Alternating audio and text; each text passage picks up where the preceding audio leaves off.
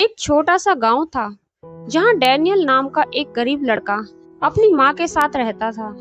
उसके पिता का देहांत तब हो गया था जब वह सिर्फ 5 साल का था। उसकी माँ ने दिन रात मेहनत कर उसे पाला, उसे संस्कार दिए, प्यार दिया और हर मुश्किल में उसका साथ दिया। डैनियल पढ़ाई में बहुत होशियार था, लेकिन घर की आर्थिक स्थिति बहुत खराब थी। उसके जूतों में छेद थे, बैग फटा हुआ था, लेकिन उसने कभी कोई शिकायत नहीं की। एक दिन स्कूल में टीचर ने स्कूल ट्रिप की घोषणा की। सब बच्चे बहुत खुश थे, लेकिन डैनियल जानता था कि वो पैसे नहीं जुटा पाएगा।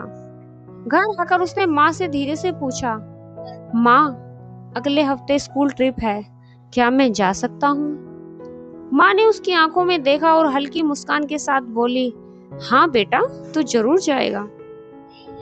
उस रात माँ ने देर तक दूसरों के लिए कपड़े सिए, यहाँ तक कि अपनी बीमारी की दवाई भी छोड़ दी, बस पैसे बचाने के लिए। कुछ दिन बाद डैनियल ट्रिप पर गया। वो बहुत खुश था। जब वो लौटा तो भागता हुआ घर पहुंचा।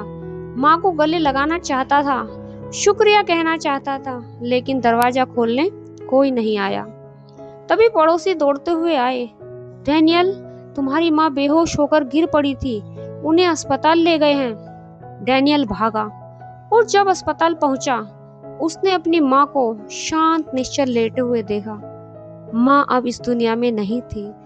बिस्तर के पास एक छोटा सा लिफाफा पड़ा था, जिस पर लिखा था, मेरे बेटे डैनियल के लिए। डैनियल के हाथ कांपने लगे। उसने लिफाफा खोला। आखिरी चिट्ठी। मेरे प्यारे बेटे, मुझे पता है जब तू लौटेगा मैं यहाँ नहीं होंगी। जब तूने ट्रिप के बारे में पूछा था, उस समय तेरे चेहरे की मुस्कान मेरी सारी दुनिया बन गई थी। कभी खुद को दोष मत देना, तू मेरी जिंदगी है। पढ़ाई करता रहे, आगे बढ़ता रहे। एक दिन तू जीवन के मंच पे मुझे गर्वित करेगा। मैं हमेशा तुझे आसमान से देखती रहूंगी। प्यार के साथ, तेरी माँ। डैनियल फूट फूट कर रोने लगा, सिर्फ माँ को खोने के गम में नहीं, बल्कि उस मौन त्याग के लिए जो उसकी माँ हर रोज करती रही, बिना कोई शिकायत किए। कहानी की सीख, हमारी छोटी छोटी खुशियों के पीछे कोई ना कोई चुपचाप त्याग कर रहा होता है। अपने अपनों को तब तक सराहो जब तक वो हमारे साथ हैं।